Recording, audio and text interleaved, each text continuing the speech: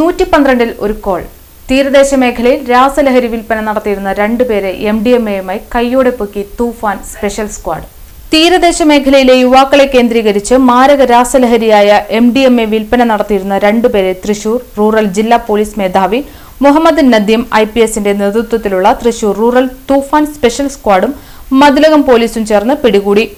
നിലവിൽ Mathilakam saint Joseph's Latin ചർച്ചിന് കിഴക്ക് ഭാഗത്ത് വാടകയ്ക്ക് താമസിക്കുന്ന കരൂപ്പടന്ന സ്വദേശി കണ്ണാംകുളം വീട്ടിൽ ഇൻസമാമുൽ ഹഖ്, മതിലകം കൊട്ടേക്കാട്ട് വീട്ടിൽ മുഹമ്മദ് അനസ് എന്നിവരാണ് അറസ്റ്റിലായത്. മതിലകം പോലീസ് തുടർ നടപടികൾ സ്വീകരിച്ചു വരുന്നു. കേരള പോലീസിന്റെ അടിയന്തര പ്രതികരണ സംവിധാനമായ എമർജൻസി റെസ്പോൺസ് സപ്പോർട്ട് സിസ്റ്റം 112 എന്ന ഹെൽപ്പ് ലൈൻ നമ്പറിലേക്ക് ലഭിച്ച രഹസ്യവിവരത്തിന്റെ അടിസ്ഥാനത്തിലാണ് പോലീസ് ഈ റെയ്ഡ് ആസൂത്രണം ചെയ്തത്.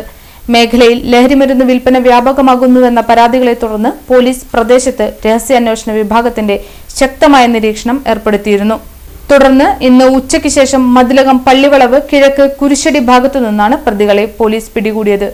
ഇവരിൽ നിന്നും വിപണിയിൽ ലക്ഷങ്ങൾ വിലമതിക്കുന്ന ഏകദേശം 2 ഗ്രാം MDMA പിടിച്ചെടുത്തു. Toofan special squad SI Pradeep CR, ASI Liju IR, SCPO Biju CK, CPO Surjith Sagar, Mathilakam SI Nasiya M Sahib, ASI Prajeesh, GSCPO Shanil എന്നിവർ ചേർന്നാണ് പ്രതികളെ പിടികൂടിയത്.